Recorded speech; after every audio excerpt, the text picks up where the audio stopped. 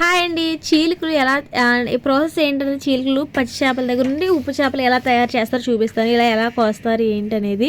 ఇదిగోండి చీలికలు అంటే ఇవేనమాట. గొరకలు చీలికలు అంటారు. మధ్య కోసినవి ఏదైనా సరే చీలికలు అంటారు.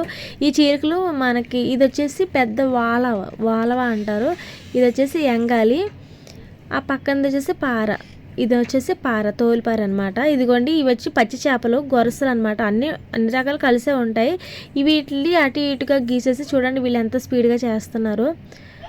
మీకోసమే వచ్చానమాట ఈ వీడియో కోసమని తీసి చూపిద్దామని.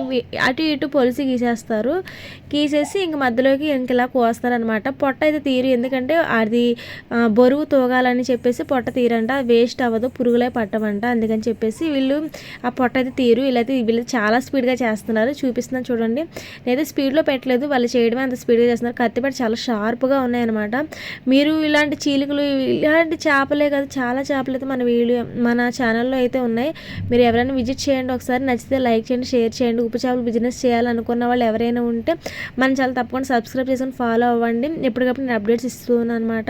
ఇది వచ్చేసి ఈ చేపల కోసిన వాటిలో కొంచెం కడిగేసి ఉప్పు నీటిలో వేస్తారు. వేసి 3 రోజుల తర్వాత ఎండబెడతారంట.